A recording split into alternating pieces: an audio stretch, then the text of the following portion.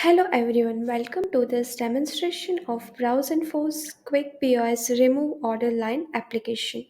It helps you to delete the individual or all order lines instantly from the POS screen. You can enable the fast remove settings for the quick cleanup while kitchen orders remain protected from the accidental deletion. It's a simple way to keep POS orders clean, accurate, and efficient. So for the first step, I'm just navigate to the settings,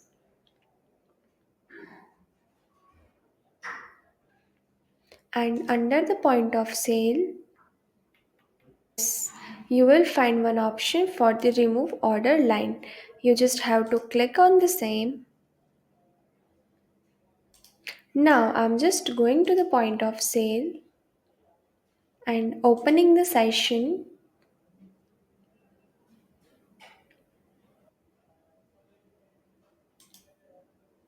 and here I'm selecting the products. So here you will find the delete button for remove the products for the same. If you want to remove the multiple products, to click on this action button, and here you will find one option for the deletion. So you can see all the products are deleted successfully. After that, I'm just going to again select the products and selecting the customer and going to make the payment.